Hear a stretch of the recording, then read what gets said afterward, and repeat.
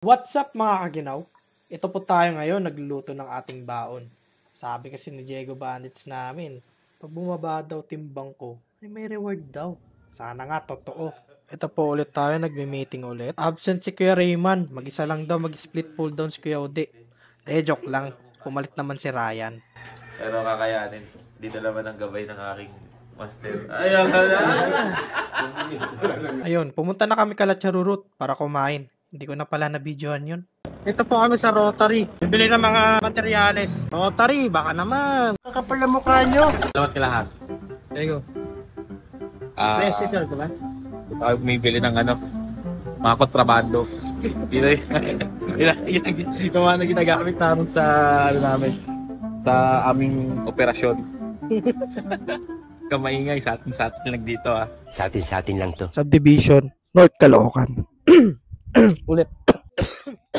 At may dadaan pa pala.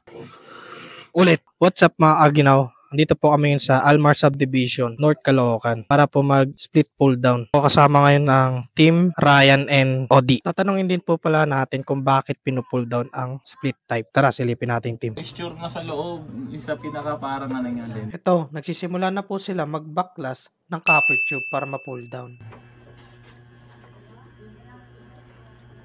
Paling tayo. Ay, sound check nyo nga, sir. Sound check. Alam mo ingay Wala ba? Kahit ang set. Camera! What's up mga Aginaw? Kasama ko po ngayon si Sir. Bugoy. Sir, okay lang ba matanong to sa'yo? What do you do for a living, sir? Work from home lang na call center. Paano nyo po nakilala ang Florano Aircon Maintenance Services? Florano. Parang sinerch lang ng asawa ko. Oh, okay. And then, ayun, nag-service na sila dati, mga technician na sa Novaliches. Ayun, siyempre, trusted. Kaya inulit nga, dito naman sa bilang bahay na gano'n kami. Dalawa pala bahay ni sir, no? Hindi. Dito dati, pero lumipat na ako sa Novaliches okay. kasi. Regular customer po ba namin kayo, sir, o first time? Second, third niya yata eh. Third. Suki na kumbaga. Yun. Okay po, next question. How would you describe service ng mga tech natin? Maganda po ba performance nila? Oo, ayos. Dun sa previous na experience ko sa bahay namin, okay naman, walang issue. Smooth lahat, walang kaso, walang problema. Magaling mahusay. Solid. Describe niyo po, sir, yung Florano Aircon in one word. Quality. Yun, quality. Any tips sa buhay, sir, ngayon 2025? 2025, banat lang ng banat. At yan, titirahin natin. Florano Aircon, integrity and quality. Sheesh.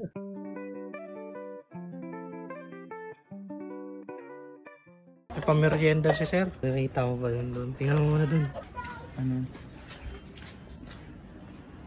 Yay! Tuwang-tuwan na may dalawang mataba.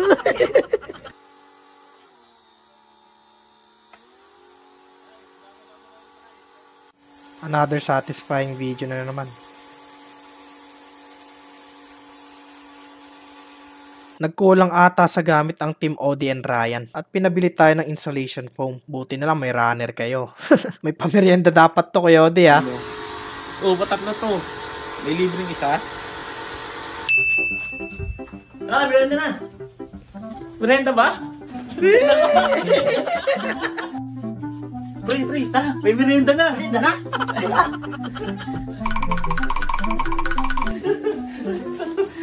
Masarap. Kakain na na.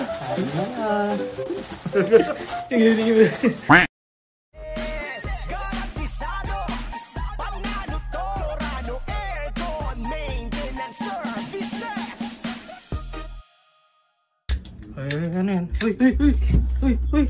Ano yan? Nag-ano lang ng politilin. Ala ko.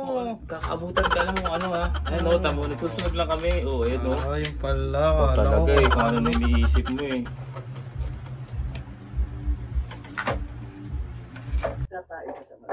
Hey, what's up mga Aginaw? Ito po kasama ko po ngayon si Master Odi. So, bakit pala natin pinupull down? Bakit pina-pull down?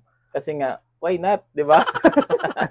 Pero ba't pinu-pull down? Kasi may mga parte ng aircon na hindi na naaabot ng regular cleaning lang. Kasi una-una, ang paglinis ng split type aircon, nililinis dun sa mismo kung saan siya nakakabit. So, ang tendency na tatamaan lang ng tubig natin, kadalasan, yung harapan, saka yung medyo ibabaw. Yung mga kaloob-looban niya, especially yung secondary drain niya. Once na naipunan na ng mga jelly, o tinatawag natin ng mga lumot, pagkukos niya ng bara, kadalasan naman sa pinu-pull down, nagtutulo na. Kaya pinapapull down ni customer. Saka para, hindi ka sisipunin kung masyado madumi yung aircon. Thank you. Wag kakalamig.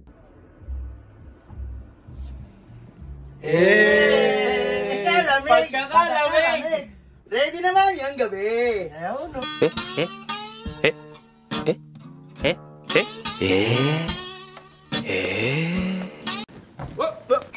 Here I come. Oh, here I come.